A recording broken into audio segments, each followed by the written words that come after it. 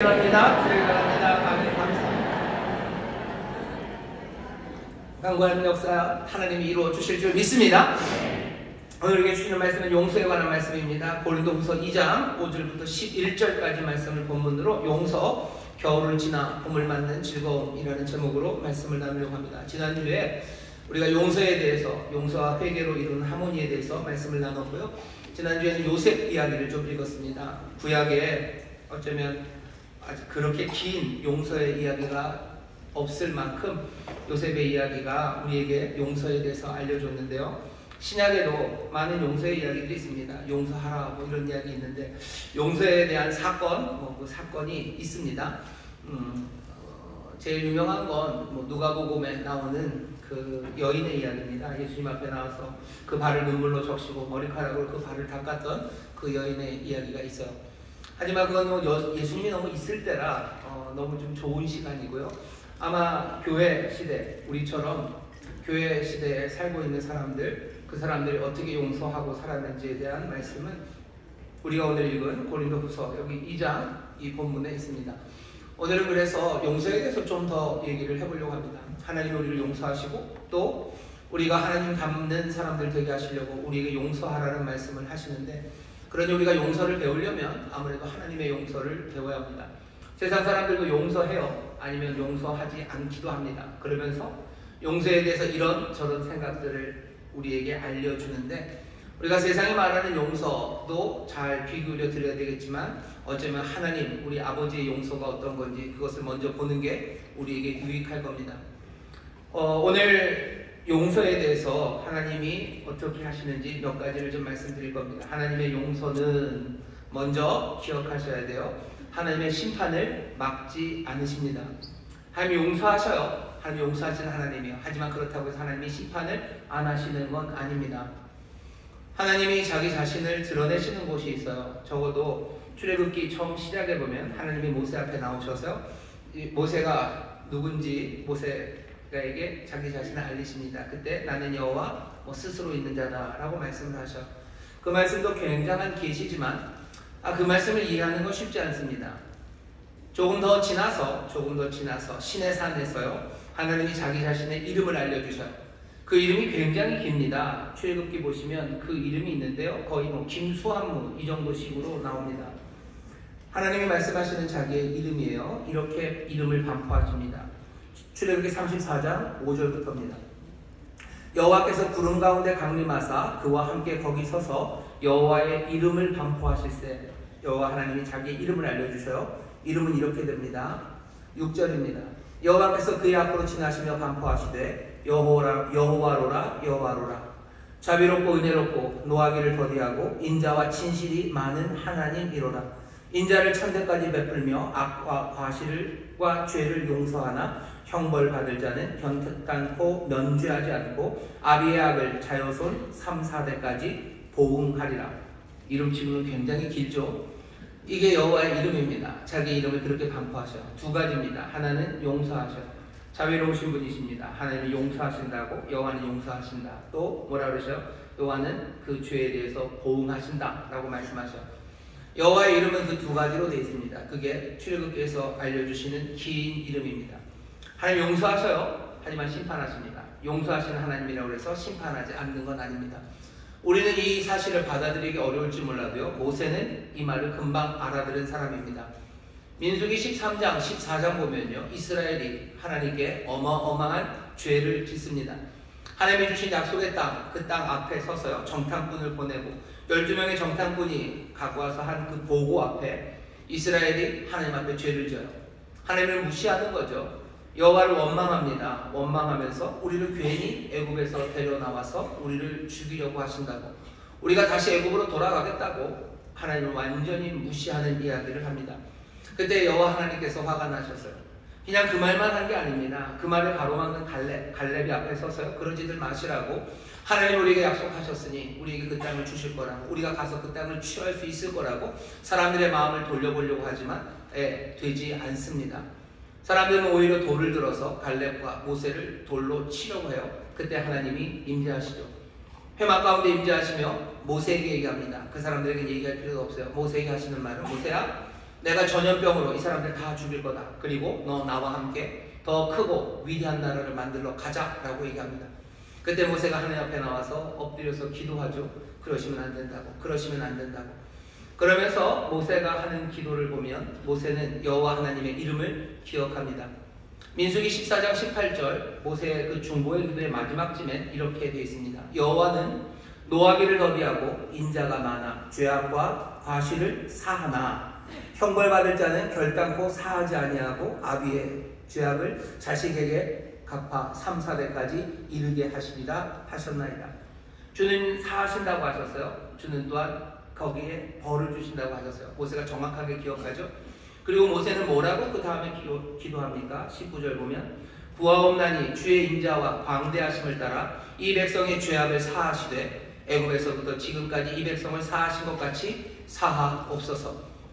모세의 작전은 분명합니다. 여호와는 사하시기도 하시고 또 그 죄를 물으시기도 하시는 거예요. 내가 다 압니다. 그러니 이번엔 이거 하지 마시고 그냥 사하시라고, 그냥 용서해달라고 매달리며 기도합니다. 하나님이 뭐라고 대답하실 것 같으셔요? 바로 대답하십니다. 민수기 14장 이어지는 20절에 여호와께서 가라사대 내가 네 말대로 사하노라. 용서하신대요. 오, 잘됐죠? 그런데 말을 이어갔습니다. 21절입니다. 그러나 진실로 나의 사는 것과 여호와의 영광이 온 세계에 충만할 것으로 맹세하노니 나의 영광과 애국과 광야에서 행한 나의 이적을 보고도 이같이 10번이나 나를 시험하고 내 목소리를 청종치 아니한 그 사람들은 내가 그 조상들에게 맹세한 땅을 결단코 보지 못할 것이요 또 나를 멸시하는 사람은 하나라도 그것을 보지 못하리라. 하나님이 사하신다고 하셨어요. 그리고 뭐 하셔요? 거기에 대한 책임을 물으십니다. 이 사람들이 한 일에 대해서 심판하셔요. 그리고 그 벌을 분명히 주십니다. 그 땅 못 본다. 그게 하나님이 하시는 말씀이에요. 하나님이 용서하십니까? 용서하십니다. 하지만 심판을 막으십니까? 그렇지는 않으십니다. 저런 그렇군요. 하지만 너무 실망하지 마셔요. 이 사람들이 40년이 지나고 40년을 광야를 지나고 사람들이 다 죽어갈 때쯤 이제 정말로 가나안 땅에 들어가야 되는 그 시간에 모세가 신명기에서 하나님의 말씀을 다시 한번 마지막으로 전합니다. 마지막으로 모세를 통해서 하나님이 이 백성들에게 말씀을 전할 때요 지난 40년의 의미를 설명해 줍니다. 그게 신명기 8장 5절에 이렇게 돼 있어요. 너는 사람이 그 아들을 징계함 같이 네 하나님 여호와께서 너를 징계하시는 줄 마음에 생각하고. 40년 동안 벌 줬어요. 사하신다고 하시니 벌 주셨죠. 이게 뭡니까? 나중에 얘기하십니다. 내가 너희를 자식같이 자녀같이 여겨서 훈육하기 위해서 아들을 징계함 같이 그렇게 너희를 징계하는 거라고 너희들 마음에 생각하라고 시간이 지나서야 말씀하셔요. 하나님 용서하십니다. 하지만 심판을 막지 않으셔요. 하지만 심판을 막지 않으시는 그 이유는 뭡니까? 아들처럼 여기시기 때문이에요. 이 사람들을 사랑하시기 때문이에요. 그게 하나님의 용서의 그림입니다. 우리는 용서한다는 게 하나님의 이 용서와는 달리 그냥 확 그래 괜찮아 라고 하는 거, 거기에 대해서 책임을 묻지 않아야지 용서라고 생각해요. 하지만 그렇지 않습니다. 책임을 묻지 않는 게 용서가 아니에요. 어쩌면 책임을 묻는 게 끝까지 이 사람들을 자녀로 붙잡으시려는 하나님의 뜻 때문입니다. 우리가 하지 못하고 있는 용서들, 하지만 아니면 용서를 하면서도 이게 하나님의 용서와 다른 용서들에 대해서 다시 한번 생각하셔야 돼요. 하나님의 용서는 심판을 막지 않습니다. 그 밑바탕에는 이들을 자녀같이 여기는 사랑이 있습니다. 하나님의 용서는 또 하나 기억하셔야 돼요. 회개를 기대합니다. 하나님이 용서하셔요. 그러면서 어떻게 하셔요? 회개를 기대하십니다. 역대하 7장 14절에 보면 이런 말씀이 있습니다. 들어보시죠. 내 이름으로 일컫는 내 백성이 그들의 악한 길에서 떠나 스스로 낮추고 기도하며 내 얼굴을 찾으면 내가 하늘에서 듣고 그들의 죄를 사하고 그들의 땅을 고칠지라 말씀하셔요. 주님은 사하십니다. 그리고 그 땅을 고치실 거예요. 용서하시고 이제 그 징벌 그것도 다 회복시키실 겁니다. 언제? 그 사람들이 악한 길에서 떠나 스스로 낮추고 기도하며 그 다음에 하나님의 얼굴을 찾으면 그런데요. 하나님은 회복시키고 사하실 준비가 되셨어요. 회개를 기대합니다. 여기 말하는 악한 길에서 떠나는 것, 스스로 낮추는 것, 기도하고 주님의 얼굴을 구하는 것, 이것이 회개의 모습입니다. 하나님이 기다리는 회개, 어쩌면 우리도 기다리는 회개는 그냥 단순히 내가 잘못했어, 내가 지난번에 그렇게 한 게 참 후회되네 라고 표현하는 것, 그거는 아닙니다. 회개는 삶 전체의 변화를 말합니다. 잘못된 길에서 돌아서는 거죠. 악한 길에서 떠나야 되는 거예요. 스스로 낮추는 겁니다. 자기를 높였던 사람은 엎드리기 시작하고 악한 길에서 그 길에서 떠나기 시작하고 내가 기도하며 살아가는 거지 이것저것 다른 것들을 구하며 살지 않습니다. 하나님의 얼굴을 찾으며 사는 거예요. 전에는 하나님을 등지고 살았던 그 사람들이 하나님을 향하여 하나님의 얼굴을 향하여 내가 하나님 앞에 돌아서는 것 그것이 회개입니다. 하나님은 그 회개를 기다리셔. 하나님은 그 회개를 기대하십니다. 하나님은 그냥 용서하고 가라 그래 가라라고 하지 않으셔. 회개를 기다리셔. 우리의 용서는 어떤지 한번 생각해 보시면 돼요. 우리가 우리 형제 자매들을 이 공동체 안에서 우리의 용서는 회개를 기대하며 용서합니까? 아니면 그냥 내 마음 편하라고 그래 신경 안 쓰겠다 가버려라 하고 어쩌면 버리는 회개입니까? 버리는 용서입니까? 하나님 회개를 기다리십니다. 하지만 하나님이 또 아시는 게 있어요. 뭐냐 하면 이 회개를 이루려면 이스라엘 이 하나님의 백성에게는 새 마음과 새 영이 필요합니다. 새 마음과 새 영이 없으면 안 돼요. 왜? 그 마음 그대로라면 여전히 그 길로 갈 거예요. 하지만 마음이 바뀌고 생각이 바뀌어야 돌아서겠죠. 새 마음, 새 영이 필요한 걸 하나님이 아십니다. 또 하나님이 아시는 것 하나는 새 마음과 새 영이 필요하고 어서 돌아와야 한다는 걸 알아요. 왜? 죽기 때문입니다. 그렇게 많은 시간이 있는 건 아니에요. 그렇게 많은 시간이 있는 건 아닙니다. 에스겔서 18장 31절에 보면 하나님이 이렇게 말씀하셔요. 너희는 범한 모든 죄악을 버리고 마음과 영을 새롭게 할지어다. 이스라엘 족속아 어찌하여 죽고자 하느냐. 돌아서지 않으면 죽습니다. 그게 하나님이 하시는 말씀이에요. 하나님의 용서는 회개를 기대하고 계셔. 아주 간절히 기대하십니다. 어서 돌아와야 돼요. 이어지는 에스겔서 18장 32절에 보면 하나님이 계속해서 말씀하셔요. 나 주 여호와가 말하노라. 죽는 자는 죽는 것 그것을 내가 기뻐하지 아니하노니 너희는 스스로 돌이키고 살지어다. 하나님은 우리가 살기를 원하셔요. 왜 그렇습니까? 자녀처럼 여기시기 때문이요. 하나님 우리를 사랑하시기 때문이요. 하나님은 왜 우리의 회개를 바라십니까? 우리가 죽지 않고 살기를 원하시는 거예요. 왜 그렇게 회개하라고 계속해서 급박하게 부르짖으십니까? 안 그러면 우리가 죽기 때문이에요. 그냥 놔둬도 그냥 잘 살 거면 뭐 그렇게 회개를 기대하실 일이 없어요. 하지만 하나님은 회개를 기대하십니다.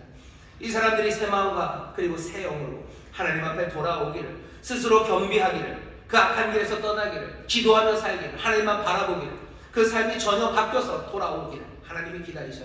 하나님의 용서는 회개를 기대하십니다. 하나님의 용서는 또 뭐예요? 화합 그리고 화해 그리고 화목 이 복된 삶 그것을 이루기를 원하셔. 그 길을 여시기를 원하십니다. 마음과 정신이 변화되어서 그렇게 하나님 앞에 돌아오기 시작하면 하나님은 얼마든지 더 풍성하고 더 깊고 그리고 많은 열매들을 맺는 그 삶을 주시려는 하나님이십니다. 하나님은 용서하시며 그 날을 기다리고 계셔. 하나님 용서하시는 하나님입니까? 예, 용서하시는 하나님입니다. 하나님은 어떻게 용서하십니까? 심판을 막지 않으십니다. 하나님은 회개를 기다리십니다. 하나님은 그 용서를 통해서 화해를 이루고 정말로 풍성한 삶을 우리에게 주시기를 원하셔요. 우리의 용서, 어쩌면 하나님을 닮은 용서가 되어야 된다면 여러분들 좀 생각을 하죠. 내가 사랑하는 사람들을 나는 어떻게 용서합니까? 내 형제들을 어떻게 용서합니까? 우리의 용서는 하나님의 용서를 닮았습니까? 아무리 생각해도 하나님의 용서처럼 하기가 어렵죠. 왜 어렵습니까? 하나님도 그 용서를 하기가 어려우시기 때문이요. 하나님이 그 용서하시려고 하지만 그 일이 잘 이루어지지 않습니다. 어떻게 그 일이 이루어집니까? 대답은 하나님의 아들이신 예수 그리스도 이 땅에 오신 그분을 통해서 이 용서 그리고 이 화해가 이루어집니다.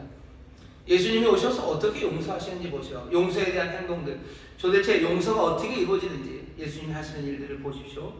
예수님은 이 땅에 오셔서 용서를 이루시려고 하시는데요. 어떻게 하십니까? 죄인들을 부르셔서요. 그냥 단박에 용서하러 오지 않으셨어요. 예수님이 이 땅에 오실 때 하늘에서 구름 타고 훅 내려오시면 되죠. 하늘 위에서 그냥 외치시면 돼요. 얘들아 그러고 하나님 너희를 용서하기 원하신다. 에라 모르겠다. 내가 너희를 다 용서한다 라고 하면 될 텐데 예수님 그렇게 용서하지 않으십니다.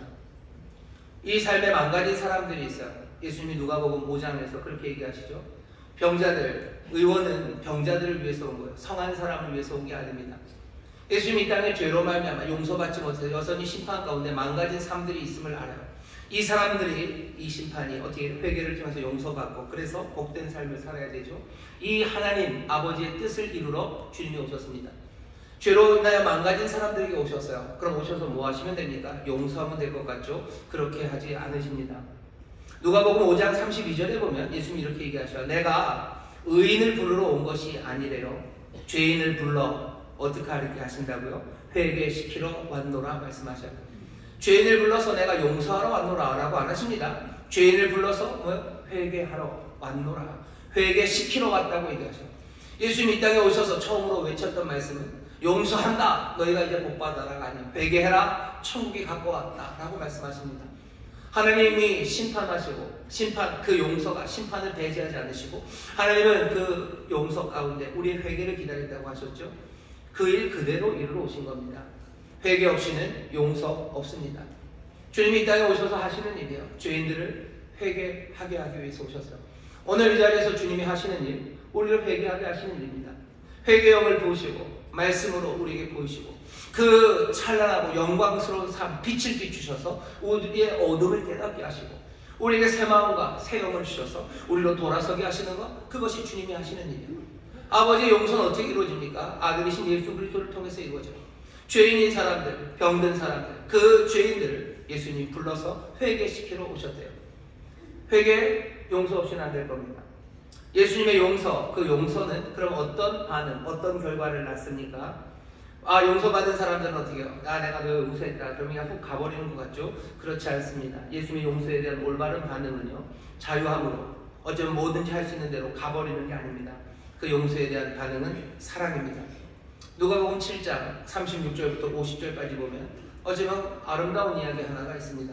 예수님이 식사를 하러 가셨어요. 바리새인 중에 시몬이라는 사람이 예수님을 식사에 초대했고요. 예수님이 거기서 식사를 하시는데 어떤 여인 하나가 그 자리에 옵니다. 그 여인은 그냥 죄인이에요. 죄인이라고 불려진 여인. 모든 사람이, 그 동네 사람들은 다 그 여자가 죄인인 줄 알아요. 도대체 무슨 죄를 지었길래 모든 사람이 아는 죄인이 되었는지는 모릅니다. 여러분 궁금하십니까? 궁금해도 알 수가 없습니다. 이건 안 알려줌이에요. 무슨 죄를 지었는지는 말할 필요가 없는 거예요. 지금 여기서 예수님이 하시는 일, 누가를 통해서 우리에게 전하려는 이 사람이 무슨 죄를 지었는지 그거 묻지 말아요. 왜? 우리 모두가 다 죄인이기 때문이에요. 이 여자는 예수님 앞에 나옵니다. 바리새인 시몬은 예수님 발 닦을 물도 하나 안 대접했어요. 하지만 이 여인은 예수님 조용히 그 뒤를 따라 들어와요. 이 여인이 가지 말아야 될 곳이 몇 군데가 있었겠죠. 그 중에 하나가 바리새인 집, 시몬 이 사람의 집입니다. 왜 죄인인 여자가 바리새인에게 갑니까? 다른 사람들은 뭔가 죄를 이해해도 죄에 대해서 가장 날카롭게 날이 선 사람들이 바리새인이에요. 거기 가면 안 돼요. 다른 데서는 욕 한 바가지 먹을 거, 바리새인의 집에 가면 뭘로 먹겠습니까? 그냥 엄청 욕 먹을 거고 눈치 받을 거예요. 근데 이 여인은 예수님을 따라 그 집으로 와요. 그 집으로 옵니다. 그리고 그 뒤에 서죠. 눈물이 그 발에 두두두둑 떨어집니다. 눈물이 발을 적신대요. 남자들은 잘 안 웁니다. 나이가 들면 좀 울린다고 하는데 전 잘 안 울어요. 안 울고 뭐 눈물이 나도 그냥 조금 이 정도입니다. 하지만 어떤 여자분들 보면 막 눈물이 두두두두두 떨어지죠. 눈물이 그렇게 두두두두 떨어지는 거예요. 그러니 발을 적시죠. 예수님의 발을 적신 그 발을 뭐 어떻게 할 도리가 없죠. 그러니까 자기가 머리카락으로 그걸 닦습니다. 닦고는 또 어쩔 줄 모르죠. 그리고 그 발에 입 맞추고 가지고 왔던 그 향유를 그 발에 부어요. 이걸 보고 바리새인이 열받은 거예요. 죄인인 여자가 온 거예요. 여자가 발을 막 만지고 닦고 하는데도 예수님은 가만히 있어요. 저 양반 뭐 하는 거냐 싶은 거죠. 그러면서 분개하고 있습니다. 예수님 무슨 얘기를 하셔요? 다른 얘기 아닙니다. 이 여인은 죄 용서함 받은 여인이래요. 예수님을 언제 만나고 이 여인이 어떻게 회개했고 그래서 예수님이 언제 용서를 선포했나 그런 건 그렇게 중요하지 않아요. 이 여인은 죄인이고 이 여인은 용서받은 사람입니다. 그리고 나서 하는 일은 뭐예요? 이 여인은 예수님을 사랑합니다.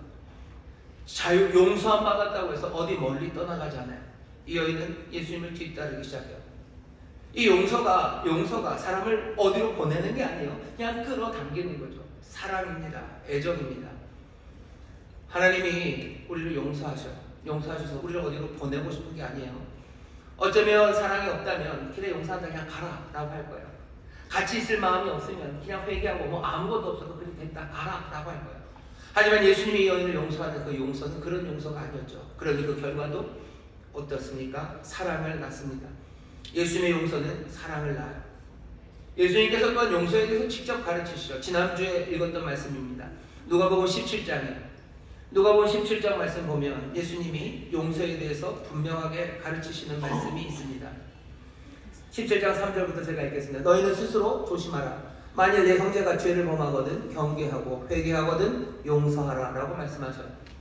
용서받은 사람, 어쩌면 그 사랑으로 예수님에게 온 사람에게 예수님이 하시는 말씀은 너희도 용서하라죠. 용서받은 자는 용서하라고 얘기하십니다. 그게 용서에 대해서 주님이 우리에게 가르치시는 바예요. 하지만 여기 누가복음 17장을 잘 보면요, 용서에는 과정이 있다는 걸 압니다. 용서는 그냥 단번에 다 용서하는 게 아니에요. 예수님도 그러셨어요. 하나님도 그러셨어요. 하나님도 이스라엘을 사랑하시니까 죄가 있어 다 용서한다라고 보내지 않으셔요. 예수님도 그냥 하늘에 오셔서 죄인 불러서 다 용서하라고 하지 않으셨어요. 죄인을 불러서 회개시키셔요. 그리고 용서하신 다음에 사랑으로 끌어안으십니다. 그 시간, 그 과정이 있어요. 용서를 우리가 배우는 것, 용서를 배우는 것, 우리가 호구되게 하려고 우리를 가르치시는 게 아닙니다. 우리는 호구로 사는 것 아니에요. 우리는 뭐로 삽니까? 예수로 삽니다. 요즘 라임이 되나요? 호구로 살지 않아요. 예수 믿는 사람은 용서해야 되니까 그냥 무슨 잘못하면 다 용서하고 결국 호구로 살라는 거구나. 아니, 예수님이 우리를 호구로 살라고 하신 적이 없어요. 예수 믿는 사람이나 다른 사람들이 우리를 짓밟고 계속해서 우리가 당하더라도 그 사람들 그렇게 하도록 내버려 두라고 부름받은 적 없습니다. 3절 보시면 너희는 스스로 조심하라. 만일 내 형제가 죄를 범하거든 경계하고 회개하거든 용서하라. 경계하라는 게 이게 조심하라는 게 아닙니다. 가르치라는 거예요. 꾸짖으라는 거예요. 책임을 물으라는 거예요. 예수님이 이 땅에 오셔서 많은 죄인들을 용서하십니다. 하지만 자기가 당한 모든 죄에 대해서 그냥 묵묵하지 않으셔요. 예수님 잘못한 것을 다 얘기하십니다. 십자가 지실 때 그러지 않았습니까? 예수님 십자가 지실 때 모든 죄를 다 감당하셨기 때문에 모든 죄를 감당하시니 죄인으로 가는 길입니다. 죄인이 죄인 대접받는 것에 대해서 예수님 말씀하지 않으셔요. 하지만 세상이 의인인 예수님을 죄악되게 대했을 때 예수님 거기에 순순히 불복하지 않으십니다. 예수 믿는 사람들 호구되라고 가르친 적 없어요. 여러분들 꼭 기억하셔. 여러분들 죄, 잘못, 그 모든 것에 대해서 경계하라고 얘기하셔. 그 다음엔 회개하거든. 그들이 회개하기를 기다리라는 거죠. 사람들이 회개하거든. 그러면 용서하랍니다. 그렇게 용서하시면 돼요. 과정이죠. 시간이 필요합니다. 관계 안에서 일어날 거예요. 17장 4절 보면 만일 하루 7번이라도 내게 죄를 얻고 7번 내게 돌아와 내가 회개하노라 하거든 너는 용서하라. 도대체 누가 하루에 7번이나 그렇게 잘못을 하고 또 회개하는 사람이 있겠습니까? 이건 가까운 관계 아니면 이루어질 수 없어요. 어디 저기 멀리 있는 트럼프가 저한테 죄를 몇 개나 짓겠습니까? 하루에 7번 짓고 회개할 수 있는 사람은 누구겠습니까? 내 아주 가까운 사람들이요. 내 형제들이요. 내 자매들이요. 내 부모요. 내 자녀예요. 우리가 함께 신앙생활을 우리 믿음의 형제 자매들입니다. 이 사람들에 관한 이야기죠. 시간 필요합니다. 경계해야 되고 그리고 또 이제 회개하기를 기다려야 돼요. 관대함으로 기다리는 거죠. 그 고백과 회개가 있을 때까지. 그리고는 용서합니다. 그게 예수님에게 우리에게 용서는 그렇게 하래요. 근데 그 말씀만 있는 건 아니죠. 예수님께서 본으로 보여주신 것은 어쩌면 철저한 사랑 그리고 원수까지 사랑하는 그 모습입니다. 십자가에 못 박힌 사람들은 소리를 지릅니다. 소리를 질러요. 그들이 내는 소리라는 건 늘 저주죠. 저주, 단발마의 비명들, 그리고 온갖 욕설들, 사람을 향한 원망들. 별별 사람 다 원망할 겁니다. 아버지, 어머니부터 원망할 거고 누구 할 것 없이 자기를 지금 못 받고 있는 사람들 앞에서 저주하겠죠. 네가 나한테 이렇게 네 어쩌고 그냥 온갖 것들이 쏟아져 나올 거예요. 하지만 예수님 그 십자가 위에서 그런 소리들은 예수님 입에서 나오지 않아요. 예수님은 그 못 박는 사람들을 사여달라고, 저들은 지금 무슨 일을 하는지 모른다고 아버지 앞에 기도하며 구합니다. 뭐라고 하시는 거예요? 이미 얘기하셨어요. 너희들 원수를 사랑하라고 얘기하시고 너희에게 죄 지은 자들을 사하라고 얘기하시죠. 그 이야기를 그대로 보여주신 겁니다. 우리가 용서받았으니 용서해야 됩니다. 그 과정이 있는 것 그건 충분히 이해가 됩니다. 하지만 어떻게 이렇게 철저하게 끝까지 그 원수라도 우리가 관대함으로 기다리며 용서할 수 있습니까? 성령의 도우심 없이는 되지 않습니다. 성령이 우리 가운데 임하지 않으시면 되지 않아요. 사랑의 은사를 주신다 그러죠. 사랑은 뭡니까? 사랑은 오래 참는 거예요. 사랑은 오래 참습니다. 견딥니다. 그냥 견디는 거예요? 바라며 견디는 거예요. 불의를 기뻐합니까? 아니요, 불의 기뻐하지 않습니다. 진리와 함께 기뻐합니다. 불의를 용납합니까? 그거 용납은 못합니다. 하지만 기다려요. 견뎌요. 그리고 끝까지 그 일을 하는 것, 그것이 사랑이에요. 성령의 은사예요. 성령이 우리를 도우시면 그 일합니다. 아니 그 일이 없으면, 이 용서가 없으면 세상에 구원함은 없습니다. 예수님이 그렇게 사랑하지 않으셨다면, 예수님이 그렇게 용서하는 그 길을 끝까지 견뎌내지 않으셨다면 이 세상에 구원이 없는 것처럼 우리의 삶에도 하나님의 구속과 하나님의 그 놀라우신 은혜의 역사가 시작되기 위해서는 성령으로 말미암아 성령과 함께 이 끝까지 용서하는 일, 용서함 받은 자가 용서하는 이 일을 우리가 감당해내야 합니다. 그게 하나님이 뜻하신 용서하시는 아버지, 그 아버지의 뜻을 누가요? 아들이 이루어내는 방법이요. 자신이 그 용서로, 사랑으로 사람들 이끌어내시고요. 그리고 또 용서하는 사람들 만드셔서 세상으로 보내시죠. 그러면 아버지의 뜻이 이루어집니까? 이루어집니다. 심판으로 엉그러진 그 세상에 회개의 역사가 새 마음과 새 영으로 이제 부으시는 하나님의 영으로 이제 세상은 하나님과 화목하게 되는, 서로 화목하게 되는 그 세상을 이루며 살아가게 됩니다. 그 일이 어떻게 이루어지는지 궁금하시죠? 오늘 본문 우리가 읽은 고린도후서 2장이 이 성령의 충만함을 받은 바울이 어떻게 용서하는지에 관한 이야기예요. 성령이 함께 하시는 고린도 교회가 어떻게 용서하는지에 관한 이야기입니다. 성령 충만한 사람들은 어떻게 용서합니까? 여기도 마찬가지예요. 회개를 기다립니다. 그냥 용서하는 거 아니에요. 성령 충만하니까 용서해야 되는 것 아닙니까? 천만에 오늘 본문을 보세요. 고린도후서 2장 5절입니다. 근심하게 한 자가 있었을지라도 나를 근심하게 한 것이 아니요 근심하게 한 사람이 있었죠. 6절 보시면 이러한 사람이 많은 사람에게 벌 받은 것이 족하도다. 심판, 판결, 징계가 이 사람에게 있습니다. 누군가 고린도교회에 심각하게 잘못한 죄를 지은 사람이 있어요. 이 사람 벌 받습니다. 아, 교회가 용서해야 되는 거 아닙니까? 성령 충만한 바울이, 아니면 성령 충만한 고린도 사람들을 용서해야 되는 것 아닙니까? 아니요, 그렇게 안 합니다. 벌 줍니다. 이 사람이 도대체 무슨 일을 했었는지 여기는 없죠. 고린도 전서를 잘 읽어보면 아마 이 사람은 아마도 고린도 전서 5장 1절부터 5절에 나왔던 사람일 겁니다. 이 사람은 무슨 죄를 지었냐면요, 자기 아버지의 처와 같이 산 사람이에요. 아니 그럼 또 엄마랑 살지 뭐 누구 안 삽니다. 그런 게 아니죠. 여기서 같이 산다는 건 뭐 그런 의미가 아닙니다. 뭔가 훨씬 더 뭐 부인처럼 데리고 산 거예요. 어떻게 그럽니까? 맞아요. 어떻게 그럽니까? 이방인들도 하지 않는 그 짓을 한 거예요. 어쩌면 진짜 친엄마는 아니겠죠. 친엄마는 아니겠죠. 아버지가 얻었던 어쩌면 뭐 계모쯤 될 겁니다. 아버지 돌아가신 후겠죠. 그래도 그 정도는 돼야지 말이 좀 더 우리가 받아들일 수 있겠죠. 아버지 돌아가시고 나서 아버지의 여인이었던, 어쩌면 어머니로 모셨던 그 사람을 이 아들이 데리고 사는 거예요. 고린도 교회에서는 이거를 그냥 두고 있습니다. 어쩌면 용서라는 이름으로. 바울이 고린도전서 5장에서 너희들 뭐 하는 거냐? 이거 안 된다. 쫓아내라. 쫓아내라. 가만두면 안 된다. 이거 용서할 일 아니다. 라고 분명히 얘기해요. 성령 충만한 사람은 그냥 다 용서하고 그냥 가게 됩니까? 아니요, 그럴 수 없어요. 분명히 징계, 징벌이 있습니다. 그럼 이 사람은 회개합니까? 힌트는 그냥 7절에 있어요. 그런즉 너희는 차라리 저를 용서하고 이제는 위로하랍니다. 왜? 저가 너무 많은 근심에 잠길까 두려워하노라. 어쩌면 고린도전서 5장에 있었던 그 사람은요, 지금 근심하고 있답니다. 시간은 어느 정도 지났고 이 사람은 근심해요. 이게 무슨 회개의 증거가 됩니까? 회개가 증거가 될 수 있습니다. 여러분들 한번 생각해 보시죠. 교회에서 여러분들을 쫓아냈어요. 왜? 뭔가 잘못했다고. 여러분 어떻게 하실 것 같으셔요? 근심하십니까? 내가 이놈의 교회 오나 말하죠, 그죠?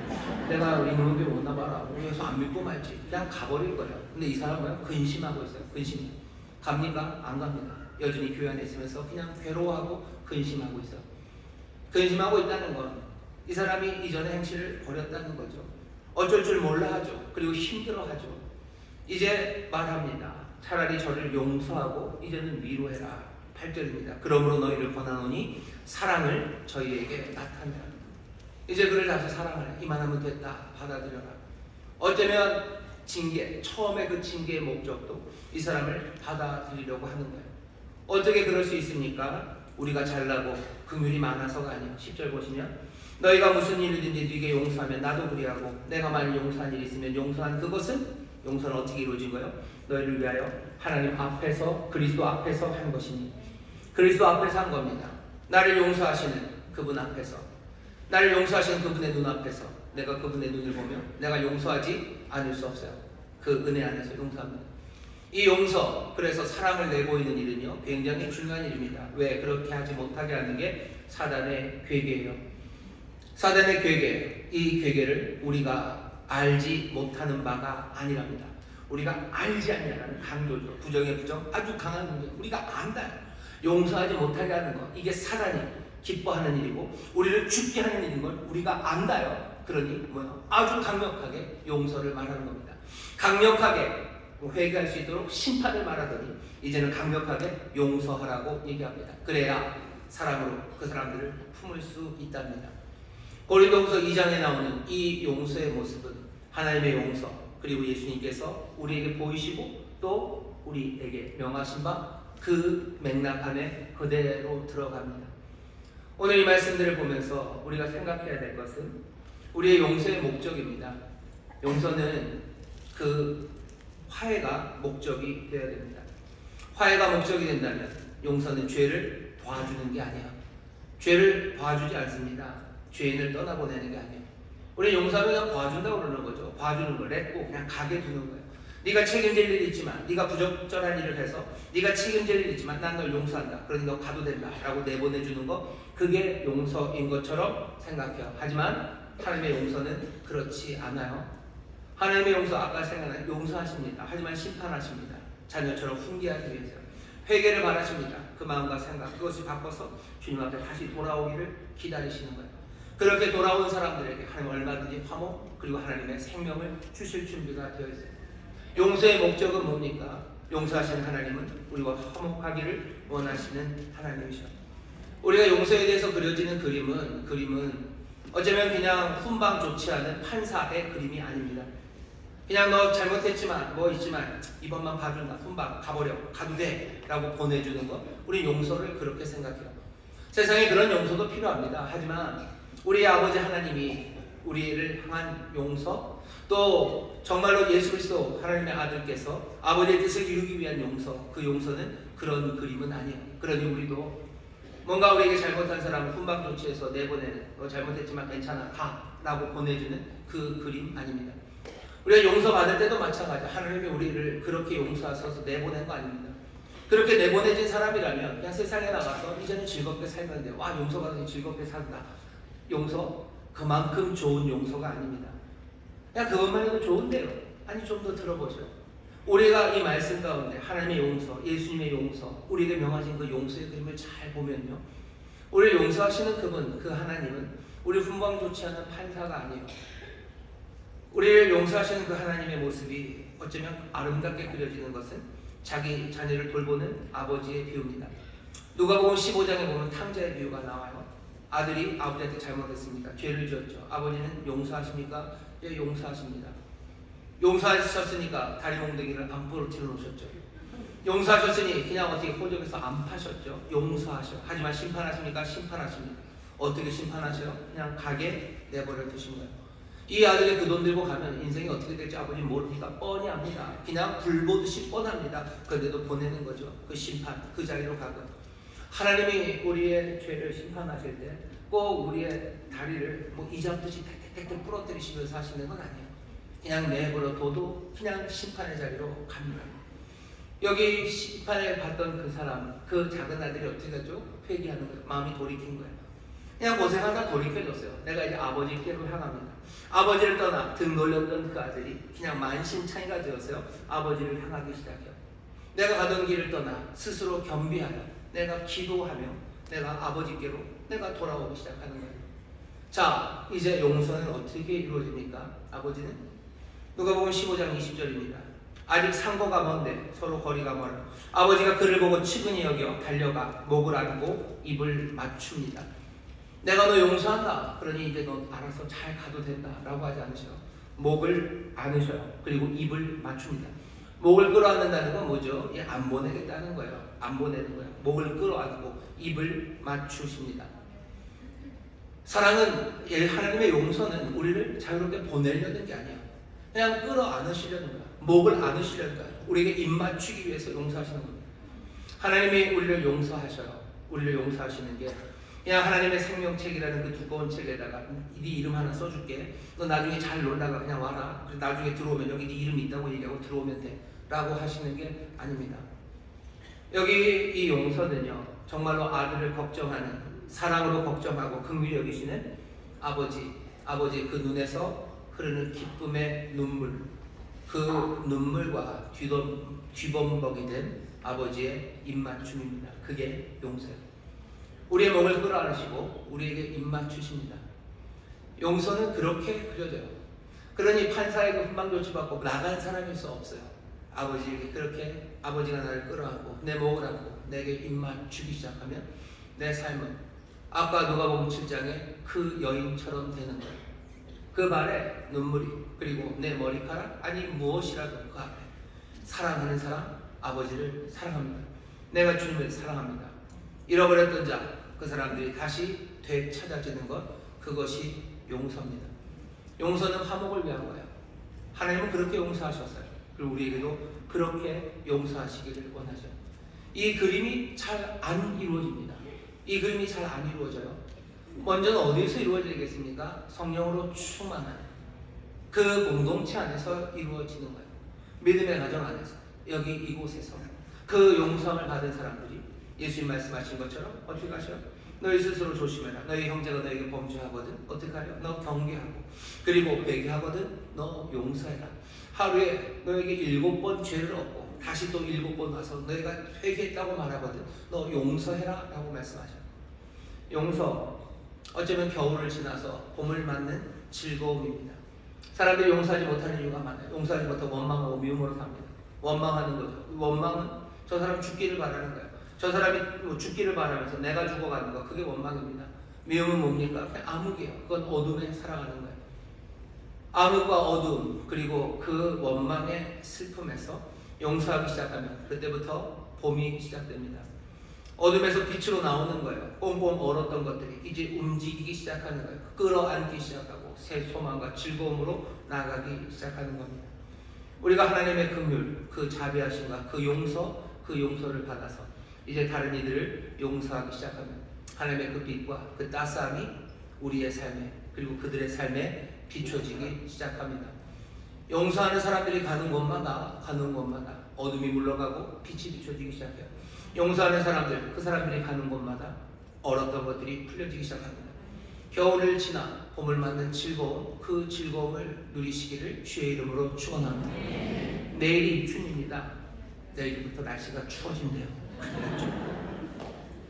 뭐 춘내 불사춘 그러나요? 뭐 김종필 그 옛날 그분이 하셨다는데 봄이 왔지만 봄 같지 않다 뭐 이런 얘기를 하는데 아마 날씨 때문에 봄 같지 않을 거예요. 하지만 정말 우리 인생에 하나님께서 봄을 가져다 주시고 생명의 풍성한 열매, 새싹이 나는 삶을 주신다고 하셨는데도 불구하고, 우리에게 봄이 왔는데도 불구하고 여전히 겨울인 이유는 왜 그렇습니까? 우리가 이 용서를 누리지 못하고 이 용서를 행하지 못하기 때문입니다. 겨울을 지나 봄을 맞는 즐거움은 이 용서에서 이루어져요. 오늘 여기 우리가 떡과 장 앞에 있습니다. 우리 위해서 흘리신 귀하신 보혈이에요. 우리를 위해서 찢기신 살입니다. 이 모든 것들이 우리에게 얘기하는 바는 뭐예요? 여기 용서하시는 은혜죠. 이 떡을 먹고 이 잔을 마시는 사람들은 이전과 다른 삶을 삽니다. 어떤 삶입니까? 아버지에게 목이 안긴 삶이요. 아버지의 그 눈물과 함께하는 그 입맞춤이 있는 삶이에요. 우리 아버지가 내 목을 안으시고 내게 그렇게 입맞추시면 내 인생에 두려울 게 있습니다. 두려울 게 있습니까? 누가 우리를 대적합니까? 하나님의 사랑 안에 있는 우리가 무엇을 두려워합니까? 누가 우리를 대적합니까? 그 입맞춤 안에서, 그 씻기심과 그 바락제와 그 잔치 안에서 우리가 슬퍼하고 염려할 일이 있겠습니까? 오늘 이 성찬에 참여하시며 여러분들 그 입맞춤을, 그 용서를, 그 사랑을 여러분들 누리기 시작하셔요. 오늘 이 성찬에 참여한 사람들은 이전과 같이 살 수 없습니다. 그렇게 돌아와 아버지에게 안긴 아들은 이전과 같이 살 수 없습니다. 오늘 이 성찬에 참여하시며 다시 한번 정말로 이 얼어붙은 겨울에서 봄을 맞이하는 즐거움을 누리기 시작하시고 여러분들이 가는 곳마다 봄을 만들어 가시기를 주의 이름으로 축원합니다. 여기서 봄을 맞으시고 그리고 가는 곳마다 봄을 만들어 가십시오. 용서하고 또 용서받고 하며 세상에 있는 모든 얼어붙은 것들을 녹이기 시작하시고 슬픔에 있는 사람들을 기쁨으로 일으켜 세워가십시오. 가정에서 그 일을 시작하셔, 구역에서 그 일을 시작하셔. 그리고 점점점 이 봄이 퍼져가기 시작하고 이 은혜가, 이 사랑이, 이 용서가 퍼져나가기 시작할 때 이 땅에 아버지의 선하신 뜻이, 아버지의 그 나라가, 그 은혜의 나라가, 평강의 나라가, 그 희락의 나라가 성령과 함께 우리 가운데 주어지게 될 줄 믿습니다. 기도하겠습니다. 하나님 감사합니다. 우리가 받은 용서 다시 한번 기억하게 하시고, 용서하라고 하신 주의 말씀 마음에 품어 아버지는 정말로 봄을 누리고 아버지 봄을 만들어가는 하나님의 사람들이 되게 하여 주옵소서. 아버지 하나님이 성찬의 귀한 은혜 앞에 우리를 두셨으니 우리 앞에 놓인 지키신 살과 아버님이 흘리신 보혈, 우리를 향한 아버지 하나님의 용서요, 우리를 두르시고 우리를 붙잡으시는 귀하신 사랑이 오니 아버지 하나님 모두가 이 은혜를 누리며 아버지 새로운 삶, 아버지 하나님 정말로 눈물 흘리며 주를 사랑하는 복된 이들, 아버지 용서의 다짐이 있는, 아버지 회개의 다짐이 있는 하나님의 자녀들 되게 하여 주옵소서. 감사드리며 예수님 이름으로 축복하며 기도하옵나이다. 아멘. 여러분 조용히 눈을 감아 주시기 바랍니다. 내가 너에게 전한 것은 주께 받은 것이니 곧 주 예수께서 잡히시던 밤에 떡을 가지사 축사하시고 떼어 가라사대 이것은 너희를 위하는 내 몸이니 이것을 향하여 나를 기념하라 하시고 식후에 또한 이와 같이 잔을 가지시고 가라사대 이 잔은 내 피로 세운 새 언약이니 이것을 향하여 마실 때마다 나를 기념하라 하셨으니 너희가 이 떡을 먹으며 이 잔을 마실 때마다 주의 죽으심을 오실 때까지 전하는 것이니라. 사랑과 은혜가 많으신 아버지 하나님 감사합니다. 오늘 이 귀한 시간 성령님 역사하여 주옵소서. 우리에게 정말로 새 마음과 새 영을 주셔서 우리로 회개하게 하시되 정말로 하나님께로 돌아서게 하시고 겸비하게 하시고 주의 낯을 구하는 자들 되게 하여 주시사 우리를 끌어안으시는 그 놀라우신 용서와 사랑, 아버지 그 은혜를 함께 누리는 기적의 성찬이 되게 하여 주시옵소서. 주여 기쁨으로 감사함으로 회개한 마음으로 이 떡과 잔을 받사오니 함께하는 모든 이들이 주의 임재하심, 아버지 하나님의 은혜와 사랑에 임재하신 가운데 새 꿈을 꾸게 하여 주옵시고 아버지는 새 기쁨과 즐거움으로 일어서는 기적의 자리가 되게 하여 주시옵소서. 감사드리며 예수님 이름으로 축복하며 기도하옵나이다. 아멘. 자, 누가 281장 부르며 성찬에 참여하실 때 주의 놀라우신 은혜가, 아버지의 사랑이 우리 가운데 임할 줄 믿습니다.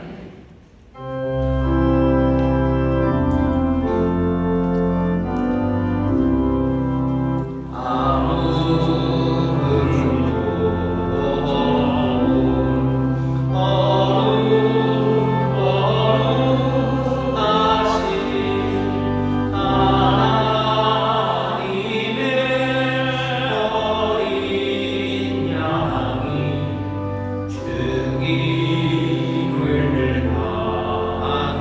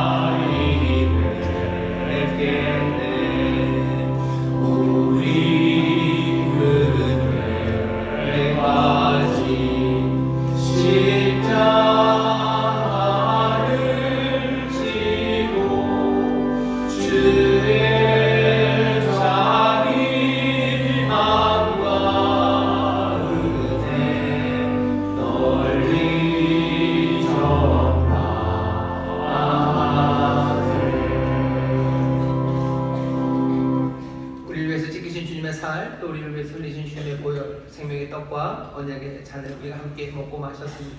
이 떡을 먹은 사람들은 이 떡에 합당하게 살아갑니다. 놀라우신 은혜, 그 용서하시는 포옹을 받은 사람들은 이제 그 포옹에 합당하게 살아갑니다. 용서받고 사랑을 받은 하나님의 자녀답게 살아갑니다. 이 시간 기도하실 때 아버지 하나님, 우리가 주 앞에 나왔사오니 이제 우리를 용서하시고 우리를 사랑으로 끌어안으셨사오니 우리의 모든 땅을 고치시고 또 우리의 삶에 새로운 화목과 생명의 열매가 있게 하여 주옵소서. 기도하시고 이제 하나님의 아들로 살아갑니다. 예수님께서 용서하라 말씀하시니 용서의 일을 감당하기 원합니다. 우리 안에 정말로 회개하고 용서하고 또 용서받고 회개하는 이 귀한 봄의 역사가, 생명의 역사가 넘쳐나게 해달라고 우리의 가정에서, 우리 교회에서 또 바라기는 이 땅에, 이 나라의 민족 가운데 일이 있기를 우리 간절히 주여 세 번 크게 부르시고 통성으로 기도하겠습니다. 주여, 주여, 주여. 아버지 하나님 감사합니다. 여기 아버지 앞에 나온 이들입니다. 아버지 은혜 앞에 나옵니다. 성찬의 귀한 자리 앞으로 우리가 나옵니다. 회개하며 나옵니다. 성령님